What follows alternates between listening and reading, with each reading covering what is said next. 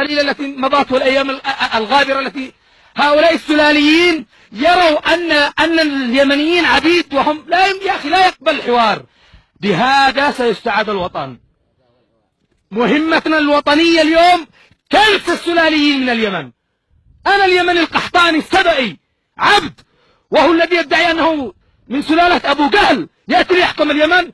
علينا أن نكون صراحة ونقول السلالة هذه التي تقتلنا سلالة غير يمنية، عليها أن تغادر اليمن، إما أن يظلوا بمواطنة متساوية أو يرحلوا عن وطننا. نحن يمنيين، وهم كما يدعون أنهم سلالة أتت من شعب أبي طالب، ولو أن شعب أبي طالب بريء منهم، هم أتوا من طهران من إيران.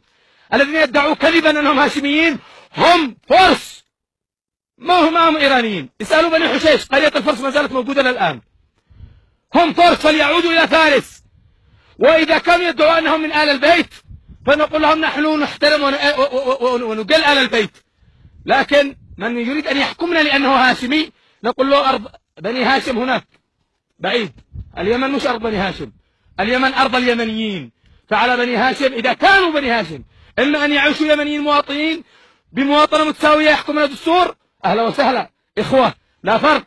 أما إذا كانوا سيعودون كل 50 سنة يعودوا لنا الفيلم الجديد أنهم سادة، ارحلوا من بلادنا، عودوا إلى شعب بني هاشم واتركوا اليمن لليمنيين، للسبعيين، للحميريين، للقحطانيين.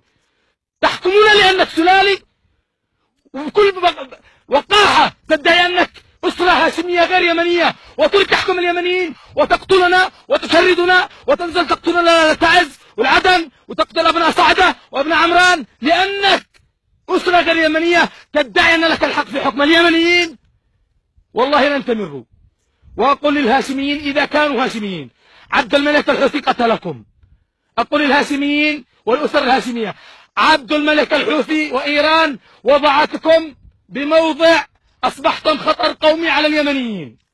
أقول للهاشميين الذين يقاتلون مع الحوثي، عبد الملك الحوثي والحوثيين جعلوكم اليوم غرماء لكل الشعب اليمني.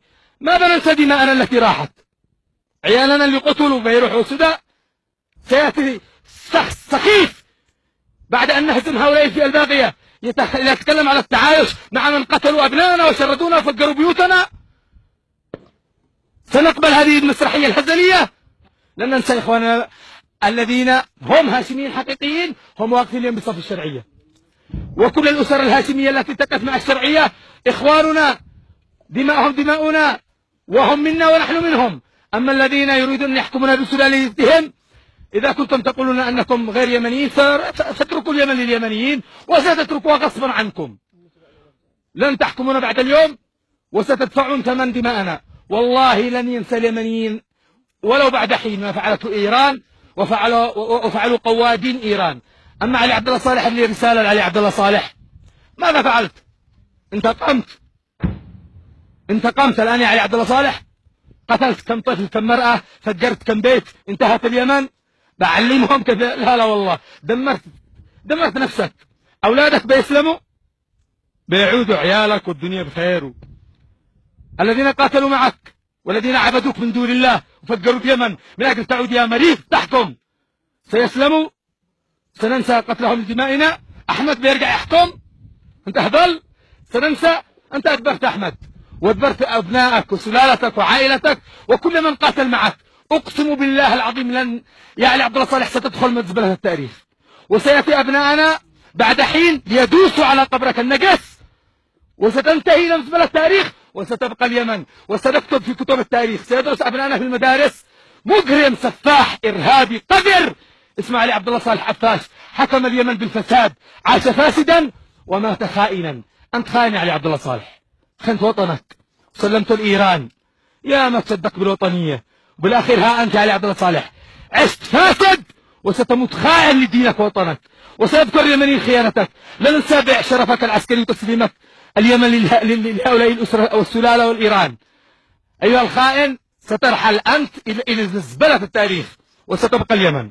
أما شهداءنا، بيوتنا، أطفالنا سيخلدهم التاريخ ولا بد من تضحية، لكن لن تعود ولن يعود أحمد وستنتهي هذه المشكلة وستعود اليمن السعيد إن شاء الله، وسيتذكر أبناءنا. سنموت جميعا، أنت ستموت ونحن سنموت جميعا، سيموتون، ما حدا سيعيش.